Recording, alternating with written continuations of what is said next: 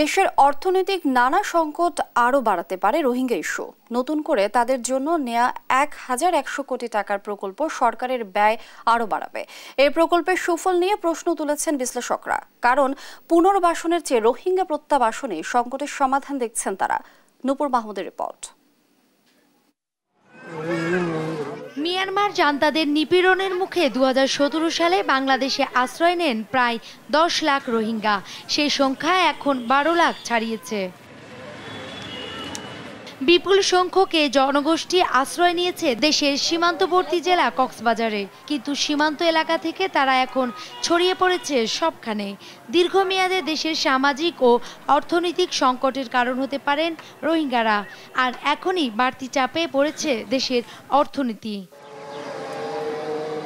এর মধ্যে কক্সবাজার ও নোয়াখালীর ভাসানচরে আশ্রয় নেয়া রোহিঙ্গা শিশু ও কিশোর কিশোরীদের শিক্ষার আওতায় নিয়ে আসতে ১,১২৩ কোটি টাকার বিশাল প্রকল্প নিচ্ছে প্রাথমিক ও গণশিক্ষা মন্ত্রণালয়।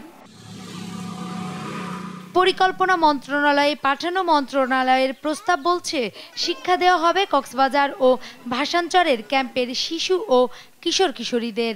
আগামী ৪ বছরে নতুন করে স্থাপন করা হবে ৩০০ শিক্ষা কেন্দ্র, সংস্কার করা হবে বিদ্যমান ৩,০০০ লার্নিং সেন্টার।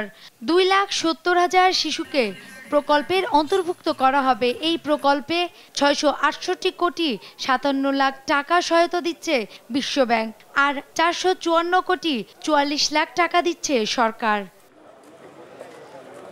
দেশের বর্তমান অর্থনৈতিক টানাপোড়েনে একে বড় অপচয় বলছেন বিশ্লেষকরা।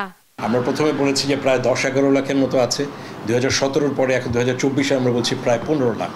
তো যত সময় যাচ্ছে এই সব রকম, এখানে অর্থায়নের যে সংকট, স্থানীয়ভাবে আইন শৃঙ্খলা পরিস্থিতির সংকট, একে অপরের প্রতি অবিশ্বাস, সব কিছুই সংকট বাড়বে যত সময় যাবে।